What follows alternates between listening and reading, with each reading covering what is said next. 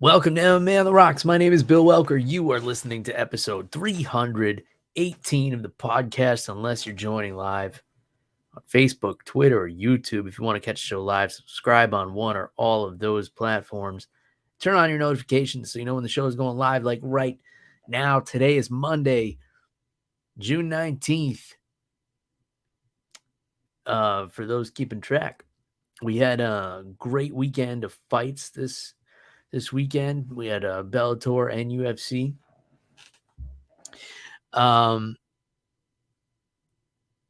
Before we get into that, I hope everybody had a fantastic Father's Day weekend. If you're a father, specifically if you're a father who's, doing the right thing and taking care of your children, I hope you had an awesome,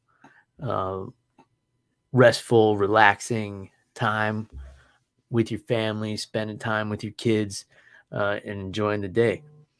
If you're not taking care of your kids, then I don't really give a shit what you did on Sunday. It was a great weekend for me. The wife planned a little weekend getaway. We went to Orlando, did not go to Disney. That's done and over with, I swear. I feel like an addict every time I talk about Disney. Like, I swear, I'm not going, guys. I'm not going. But no, the wife found a nice hotel out there. It was like a resort type place called the Gaylord Palms. It's pretty close to I-4 in Orlando. She kind of set it up so we can go and just chill at the resort for the weekend, not have to leave. They had restaurants and everything in there. A little water park in the back. My daughter loved that. They had like a lazy river. It's a different kind of lazy river, though. You don't sit in a tube. You put on like a life jacket, and it just kind of, it wasn't that lazy. It kind of whips you around pretty fast. But my daughter had so much fun with it. She would do like 50 laps in there and not get tired of it at all. So it was a great Father's Day weekend for me, getting to see her, have a great time, and then eat some good food and just kind of relax. Usually when we go away, it's nonstop. We're going to theme parks and doing all kinds of stuff. We don't have any time to just sit and relax. So it was nice of the wife to arrange that for this weekend. And the hotel itself is cool because it's set up in like a circle, and everything is indoor. There's like a giant atrium over the entire place, so it's all enclosed in glass. But there's so much greenery inside. You feel like you're outside. But then, when it would rain and stuff, obviously you don't get wet because you're inside an atrium. They had an alligator pond in the middle, like koi ponds kind of going throughout the whole courtyard, which was massive. And then they had ponds with these giant tarpon in them. They must have been like 3 feet long. And I enjoy stuff like that. I enjoy looking at the scenery and the architecture and stuff like that. So I spent quite a bit of time just kind of wandering around the property. Saturday night to watch the fights, I was hoping to find a place to have a cigar and watch the fights. And obviously, since the hotel is technically indoors, you can't smoke anywhere. And it was raining cats and dogs on Saturday night. But I wound up finding a covered area over by the convention centers, and was able to sit there and watch a majority of the fights on my phone. I guess we got some breaking news. Thanks to my buddy Matt Temple. It looks like Henry Cejudo is booked against Marlon Chito Vera August 19th. All right. So that's a big one. Chito is coming off of that pretty one-sided beating loss to Corey Sandhagen. And of course, Cejudo coming off the loss to the champ, Aljamain Sterling. That'll be an interesting one. whoever loses that one is going to be set way back. But that's an interesting fight for sure. Let's get into UFC. So UFC Vegas 75 this weekend, if you're keeping track. Middleweight contenders, Cannonier and Marvin Vettori. What a fight this was. The pace that these guys fought at was unreal. They both got knocked down. They were both in big trouble at some point in the fight, more so Marvin. It was a fantastic fight, very back and forth in the beginning, and then Cannonier kind of put his foot on the gas and ran away with it. The first round, it looked like Marvin Vettori was going to run away with it because he knocked down Jared 2 or 3 times, and he did the right thing, stayed patient. And what happened, in my opinion, was Cannonier came out fighting southpaw because he wanted to attack the lead leg of Marvin Vettori, who's also a southpaw. And it's just really difficult to hit those outside leg kicks or those calf kicks when you're going orthodox against southpaw. It was a great strategy, but the problem with that is, and this is a problem that I have personally, I've been told that I hit a little bit harder southpaw from people who hold pads for me and stuff like that. But the problem is it kind of disorients you in terms of your defense because you're changing which hand is your lead hand. Your reaction time is just thrown off a little bit unless you get really used to it. And I think that was the case for Cannonier. He seemed like,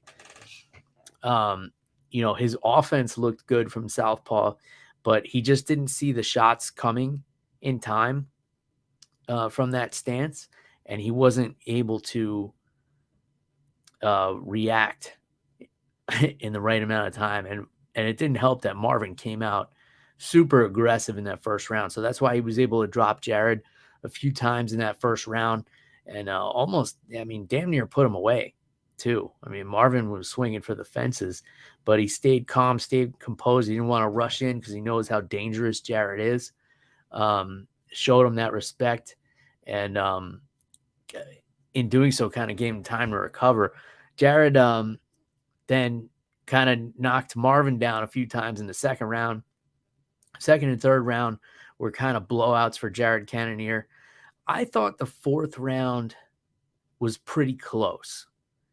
And I could see an argument even for giving it to Marvin Vettori, which would have made it even going into that fifth round. Turns out that wouldn't have mattered anyway because Cannonier just, put the pedal to the metal and poured on a pace that Marvin Vettori just couldn't keep up with. Credit to Marvin Vettori, man. What a fucking chin on that guy. You have to respect the toughness of him. He's never been finished. Cannonier breaking the record for most significant strikes landed in a middleweight contest. And, Marvin Vettori ate all those punches. So just a great fight. Will they go ahead and put Cannonier in there with Adesanya again? I don't know, man. It got a reaction from the champ. He tweeted, quote unquote, bro, ellipses, right after the fight. So I guess he was impressed with the fight or with Cannonier's performance. But, man, it's kind of hard at middleweight right now because it was so exciting for a little while when we had Alex Pereira come in and bring a little parity to the division. But now now that he's gone back to 205, we're kind of left with the division that Adesanya has cleaned out. So, yeah, I mean, would I watch Cannonier and Adesanya again? Yeah. But if you think of it this way, he just broke the record for most significant strikes landed. He barely touched Adesanya when they fought. So,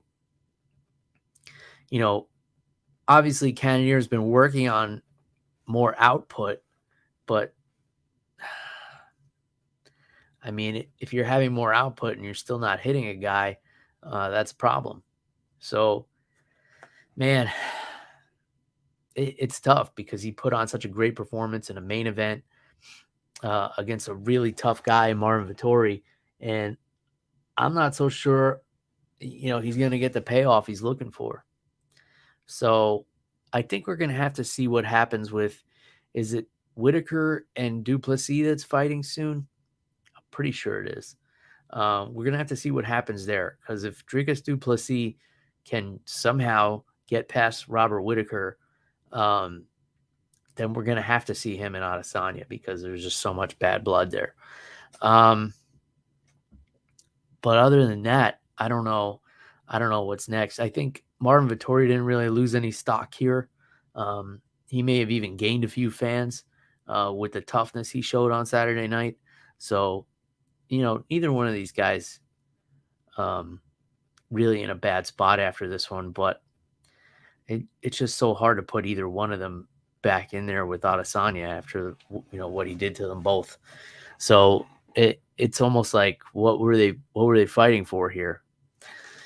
And just out of curiosity, let me pull up the rankings.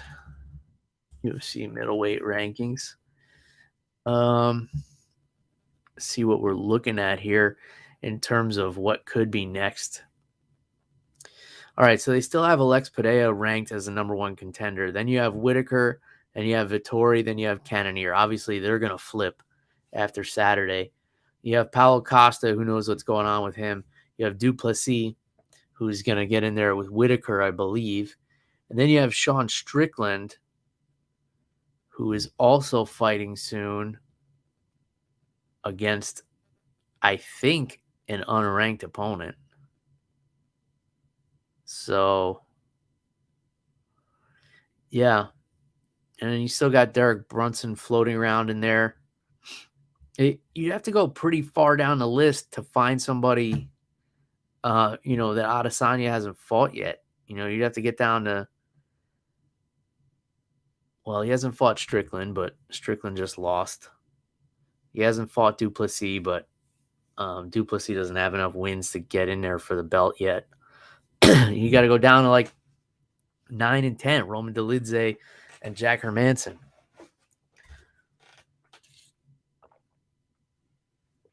Then you got Kelvin Gastelum hanging out at number 11. Shit, I wouldn't mind seeing Kelvin Gastelum and Adesanya again. That was one of the best fights ever. I would definitely enjoy watching that again. But yeah, this main event was insane.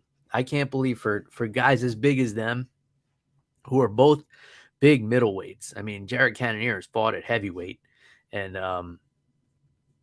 Marvin didn't look a whole lot smaller than him. The fact that they fought at this pace for 25 minutes is just unbelievable. So I thought it was a fantastic fight. Arman Tsarukyan gets Joaquim Silva out of there in the third round. Took him down and just pounded him out. Had a little bit more trouble with Silva than probably a lot of people would have thought. But, credit to Tsarukyan. He had to take this fight on short notice as well.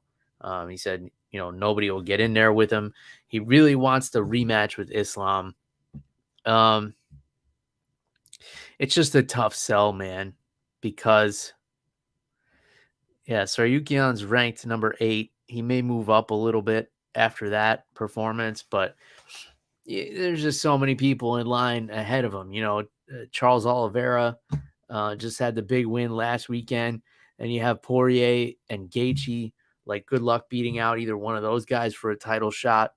You got Michael Chandler floating around in there. Who knows what's going to happen with him? I wouldn't be surprised if they just threw Chandler in there with Makhachev.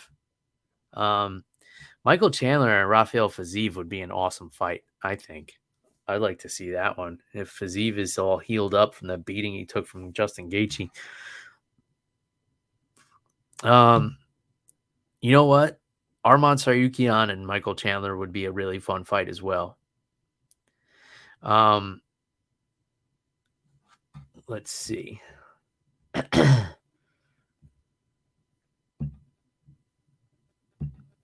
Rick Allen says, nobody cares about Cannonier, though, and he will never beat Israel, so he won't be getting a title shot again. Yeah, that's pretty much what I said.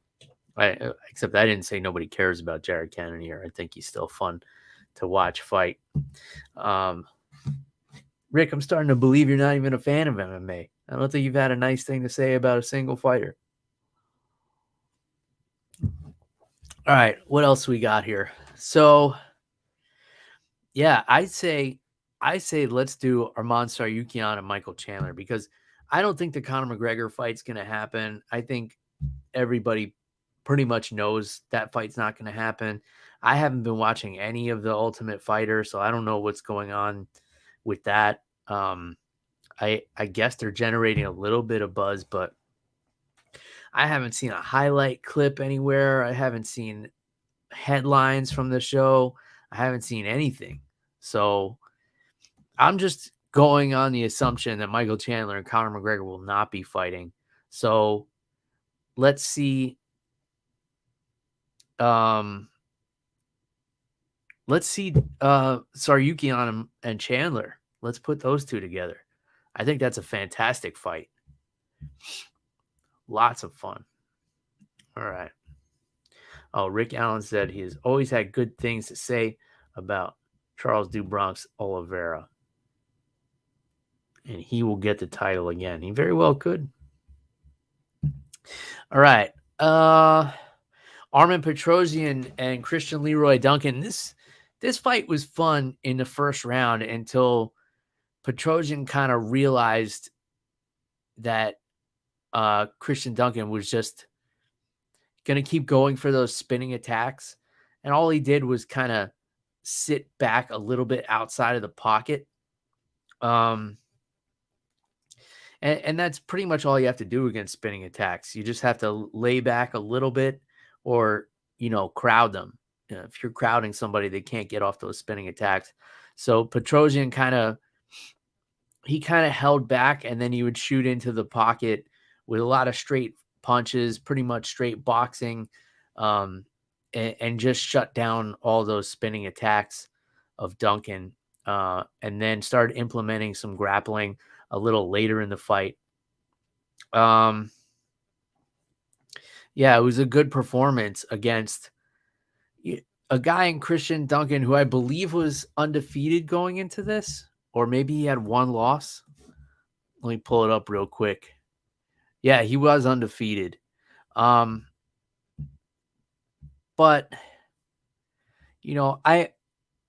I've always believed that the basics win fights. The flashy stuff, the spinning heel kicks and the axe kicks and all of that, they look really cool, but it just gets to be too easy to time at the higher level. And it becomes too easy to avoid at the highest levels. They're a little bit easier to see coming. Although Christian Duncan, man, he threw some of those spinning attacks with such ferocity and such speed. He was interesting to watch, but I think he just wore himself out throwing all that stuff. I would love to see him go into his next fight and just fight with just a little bit more kind of rudimentary tactics, see if he could get in there and just straight box and kick box. It looked like his takedown defense was decent, but then he started to get tired. Pat Sabatini, with a one-sided beating of Lucas Almeida, just dragged him to the ground in the first round, beat the hell out of him. Almeida barely made it out of that round, and then the second round started, and Sabatini just dragged him right back to the ground again. Was beating him up quite a bit, and then wound up grabbing the arm triangle and getting the tap about 2 minutes into the second round. Dominant performance by Pat Sabatini. He looked really, really sharp in this fight. Wrestling looked great. Ground and pound was awesome. And I I think that's quite a few in a row for Pat Sabatini. Let's see. Oh no, he has a loss to Damon Jackson. But before that, he was on quite a winning streak, 6 in a row. But yeah, we saw a man on fire in Pat Sabatini. Probably the most one-sided fight on the card, I would say. Before that, Manuel Torres with an elbow knockout of Nicolas Motta. If you guys didn't see this, this was one of the most vicious elbow knockouts I've ever seen. He put that elbow straight to the back of Motta's skull. So if you're just listening to the podcast and you did not watch the fights, go catch the highlight of this one, Manuel Torres with the elbow knockout over Nicolas Motta.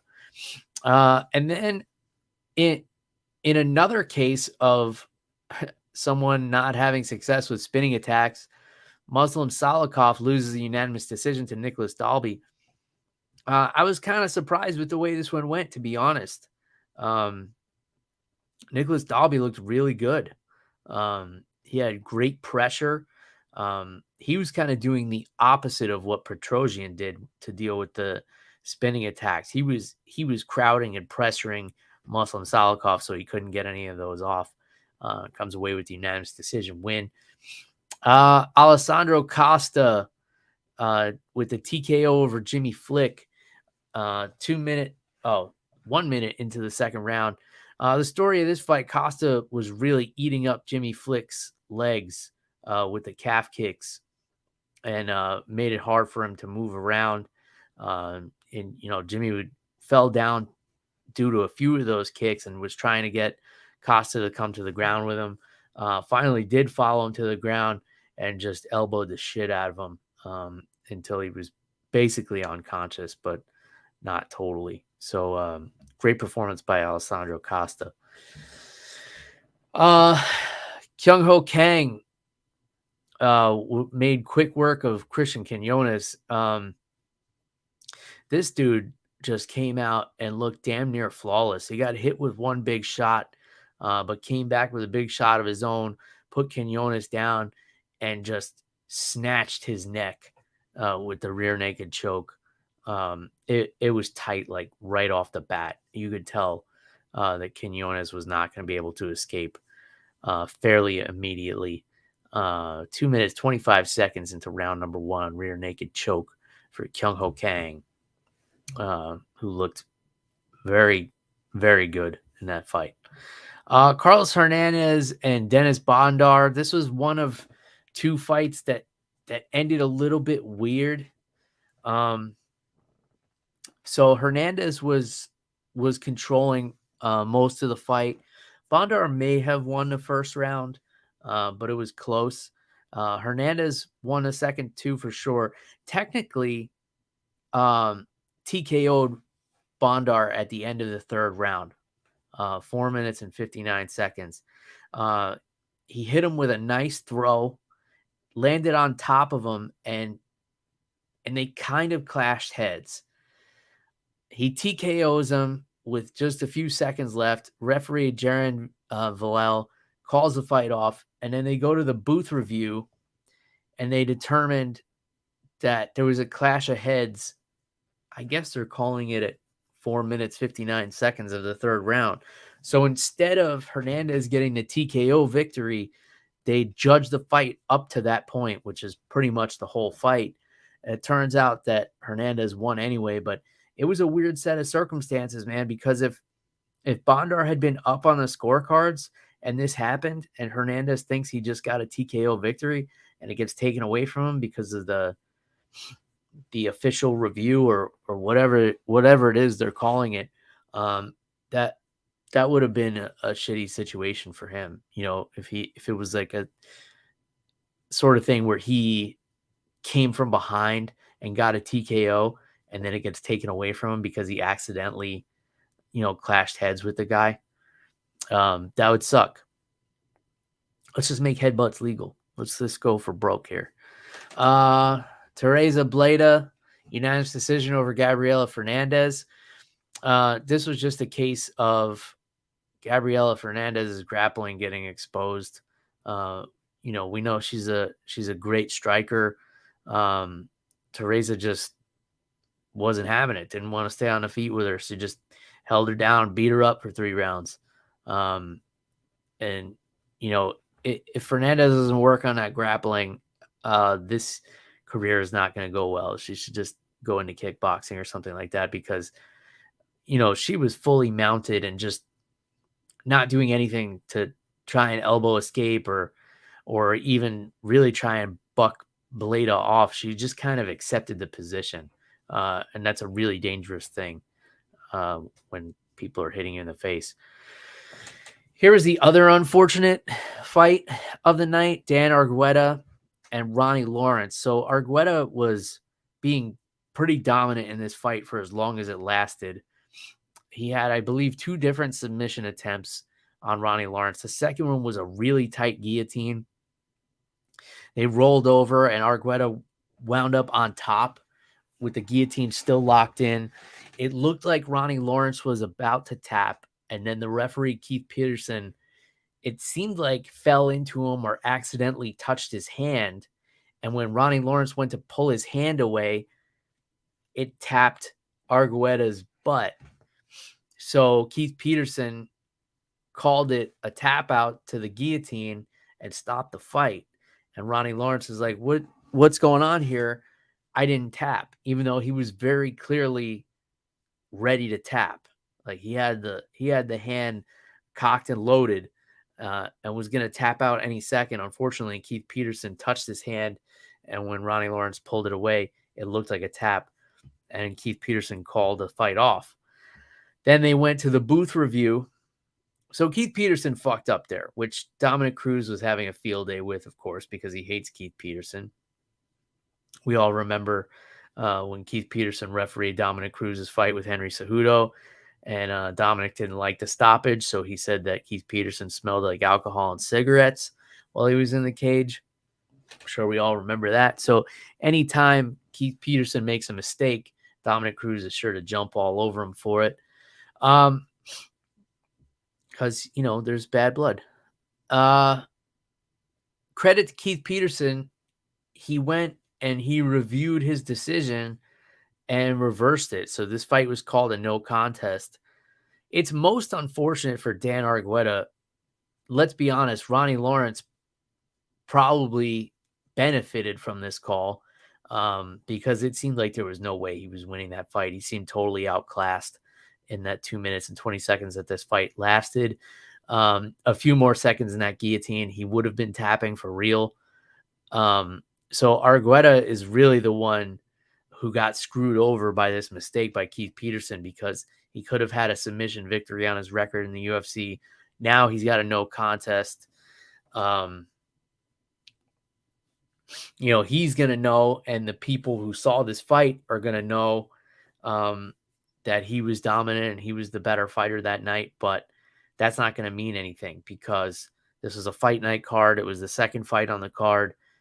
There's not a whole lot of people who saw it. So it's just going to go in the books as a no contest, and that's that.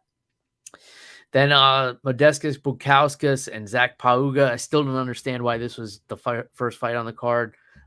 They put on a great show at light heavyweight.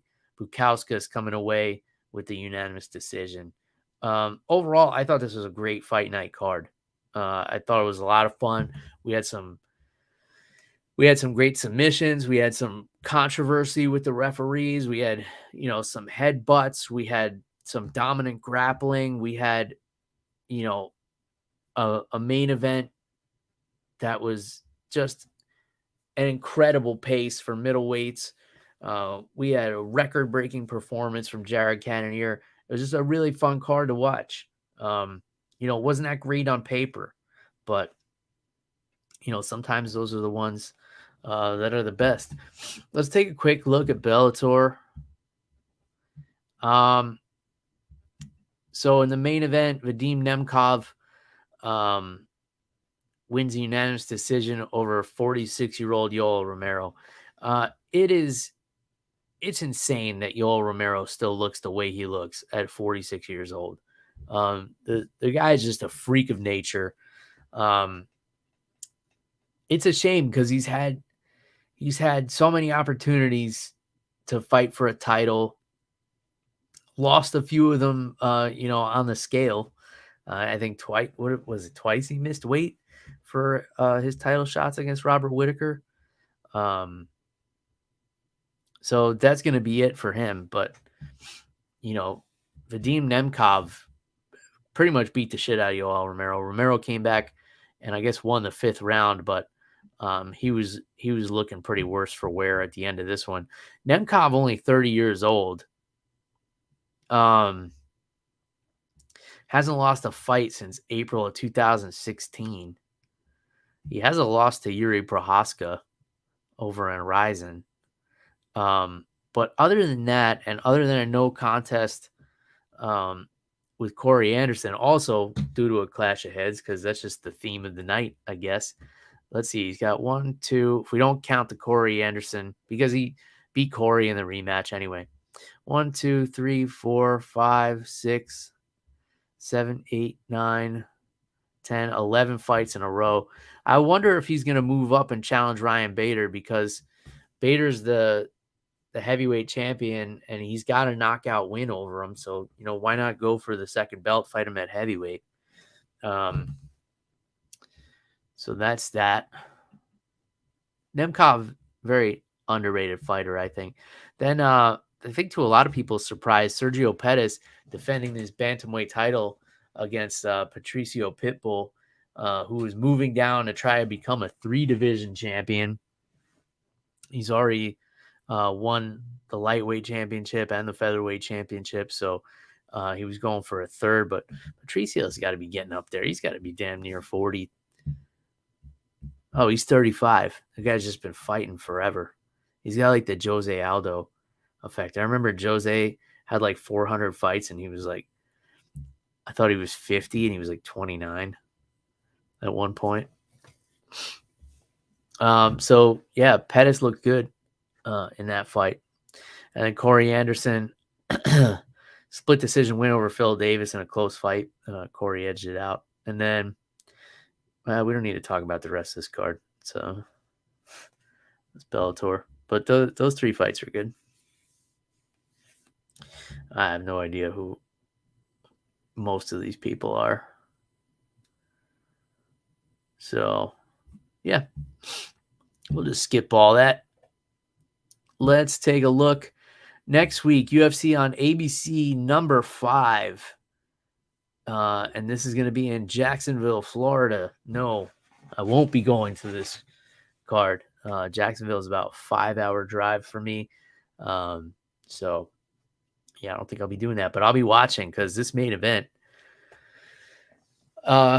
is going to be really good here. I mean, Josh Emmett coming off the loss to Yair Rodriguez. But before that, if you look at the win streak he was on, Calvin Kattar, Dan Ige, Shane Burgos, Mirsad Bektik, and Michael Johnson, with a bunch of knockouts in there. Emmett is known for the big knockout power, but he hasn't had a knockout win in just about 4 years. That was kind of like the X factor for anyone fighting Josh Emmett for a while. Like, he has just that crazy power. And, but we haven't seen it in a long time. They say power is the last thing to go, but it's been absent for a while. And across the cage, you have Ilia Topuria, who is just on a tear. Made quick work of Bryce Mitchell in his last fight, and Bryce looked like, he was about to make a run for it. It looked like he was looking to go on a title run, and Topuria just smashed him. Also has great knockout power, a little bit more well-rounded. I would say Josh Emmett may have the better wrestling, but Topuria is just great everywhere. It'll be difficult for Topuria to get Emmett down, He may be able to.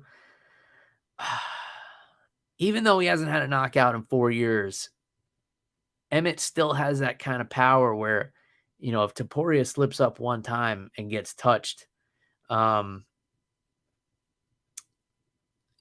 it. It's lights out. But, Topuria just fights so tight. He's so good everywhere. I think this main event, to me, it seems like it's set up to be a showcase for Ilia Topuria to get a win over another ranked opponent. Let me just take a look at the rankings real quick here. So we got Emmett is ranked number 5. Topuria is ranked number 9. Yeah, so they're looking to boost Topuria up here and get him into that top 5.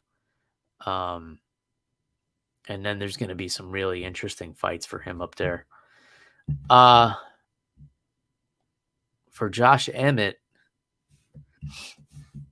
it's going to be quite a setback if he loses this one. 38 years old. That'll be 2 losses in a row to top competition. Yeah, he's going to be knocked down probably out of the top 10 if he loses this one.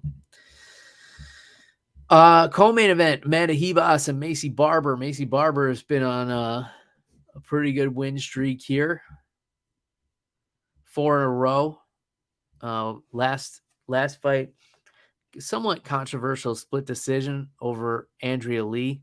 That one was judged a little weird. She's been in fairly close fights, but she's been getting her hand raised.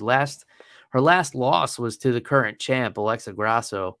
And before that, the fight with Roxanne Mataferi, where she tore her ACL, but even if she didn't, she was losing that fight handily. But yeah, quite a streak she's been on. Miranda Maverick, Montana De La Rosa, Jessica Ai, and then Andrea Lee in her last 4 fights. She's getting in there with Amanda Ribas. A little hot and cold lately. Just fought in March with a win over Viviana Araujo. Then a close decision loss to Caitlin Jukagian before that. Beat Virna Jandiroba and got TKO'd by Marina Rodriguez. So in their last 4 fights, Macy Barber's looking a little bit better. But they're both solid everywhere. This should be a good competitive fight, I think. Austin Lane and Justin Tafa, that should be a really good fight. Here's one I'm looking at. Brendan Allen and Bruno Silva. This is one, both of these guys have knockout power. I think Brendan Allen might be a little bit more well-rounded. Bruno Silva might have a little bit more power, but this is my sleeper pick right here, guys. This is the fight I'm looking to keep an eye on, as well as the one right before it, which is going to be Philip Rowe and Neil Magny. This is a great fight that I haven't heard anybody talking about. Phil Rowe, I believe, has not been very active lately. Yeah, he fought Nico Price back in December. But he's on a 3-fight win streak. And Neil Magny, coming off the loss to Gilbert Burns, that was in January. So I guess they've been out of action about the same amount of time. But this should be a fun fight. I would love to see this one go to the ground. They both have really good grappling. Phil Rowe fights out of Fusion, I believe.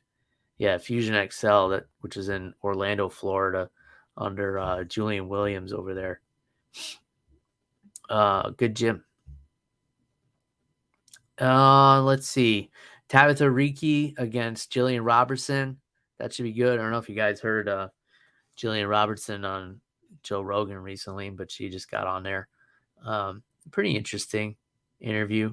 I wouldn't go ahead and listen to the whole thing. Maybe look for some clips. She had some interesting to say. interesting things to say. And then this fight, I believe, so Zalgas Zumagulov, most of you know one of my favorite names to say, rocking this Beatles haircut. Look at this picture here. Sorry for those of you audio only. This looks like this picture looks like if they made a movie where Rob Schneider was gonna play an MMA fighter, they would probably make him look exactly like Zalgas Zumagulov with this haircut, this like Beatles, like Liverpool haircut he's got here, and just like he just looks funny, man. But the guy can fight. 3 losses in a row though, but they were, the last 2 were close. They were both split decisions. So he's fighting Joshua Van, who is making his UFC debut, riding a 5-fight win streak. All right. I will always tune in for Rob Schneider, Zalgas Zumagulov. That should be fun. Nothing else really jumping out to me. Cody Brundage in the first fight taking on Cedric Dumas, who is having his second fight in the UFC. Made his UFC debut, got submitted by Josh Fremd back in March. So we'll see how that goes. Yeah, but overall, it's going to be a fun card. I'm really interested in this main event. So I'll be tuning in. I don't know about you guys. Like I said, I hope everybody had a great Father's Day weekend. Even if you're not a father, hope you had got to spend some quality time with your father. If he's still alive and in your life. Hope everybody had a great time. Get a little relaxation in. I personally was able to come across my favorite bourbon. I always go back and forth on this, but I'd say for right now, it's my favorite bourbon. Old Forester single barrel strength. This particular bottle, they come out every year, and then there's different batches. This one was made just for the state of Florida, so it's 126.4 proof, which is about 63% alcohol. I love Old Forester, one of my favorite distilleries. But this bottle in particular, it just kind of hits different. It's got all the great tasting notes that you love from Old Forester, the dark cherry, the vanilla finish, but they're just a little bit more intense. It's got a nice long finish to it. It's really complex. It drinks really easy for 126 proof bourbon. I think another one of the bottles I had back there was 130 something. And after I got about a third of the way through that bottle, it really opened up and really smoothed out. And it's just got such a rich, well-rounded flavor. I was able to grab one of these 2 days before Father's Day. They randomly had it at a liquor store by me. So I said, "Hey, Bill, happy Father's Day to you." And I bought it for myself. A little bit of a higher price tag, but I figured, if I'm going to splurge on a bottle, and when I say a higher price tag, it's for like $100. So if you're looking to add like a really nice bottle to your collection that you only open up on special occasions, I highly recommend the Old Forester single barrel if you can come across it. It's only the second time I've ever found one in a store. And last year I found one. I was upstate a little bit in Brooksville, Florida. I don't know if you guys remember this or not. I was building the patio cover in my backyard.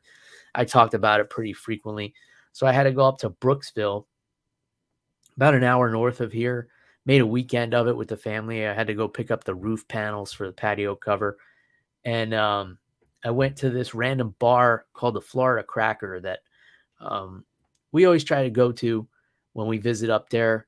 Just kind of like a dive bar, but they have good food and a good beer selection. They were randomly selling bottles of liquor. They had an Old Forester single barrel.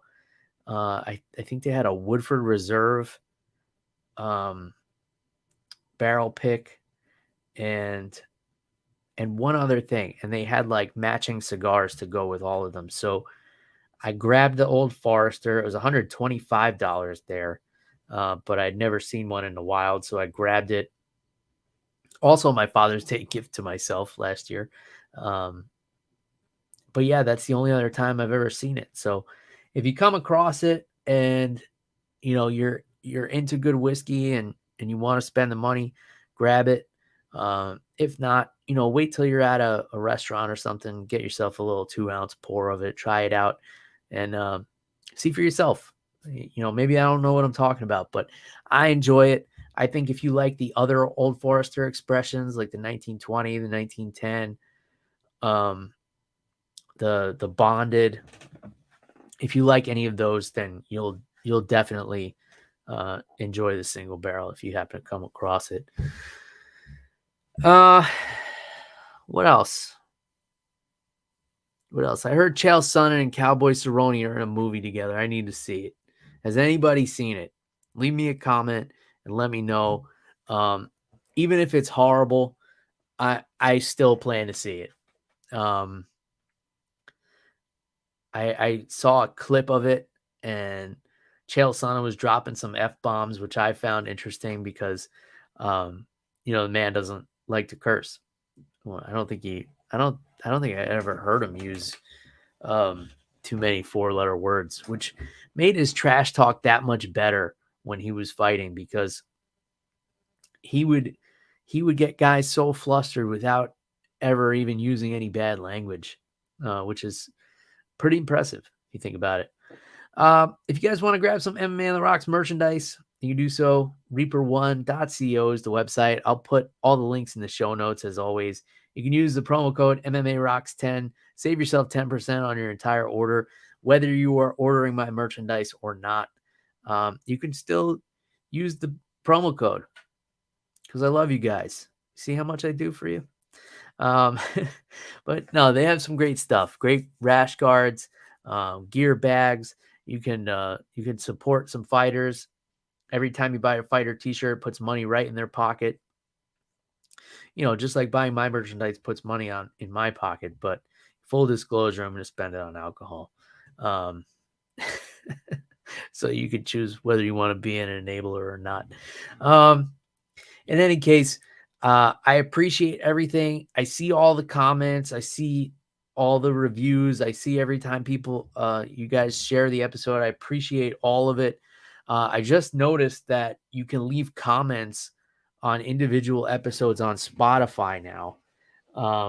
So I'm trying to set up a way to get those notifications in real time, so I don't have to go in and manually check the comments, but I do see them. I do appreciate them. And I appreciate you telling your friends and family about this show. Not your kids. It's not a kid-friendly show, but other than that, thanks so much for tuning in. Thanks for everything. Thanks for all the criticism too. I enjoy that as well. I do take it to heart when people criticize the show. I listen and I'll see if I can make some improvements. I'm not bothered by it. If there's nothing I can improve upon, then I'll just ignore it. But that's all I got. So until next time, cheers, everybody. Bye.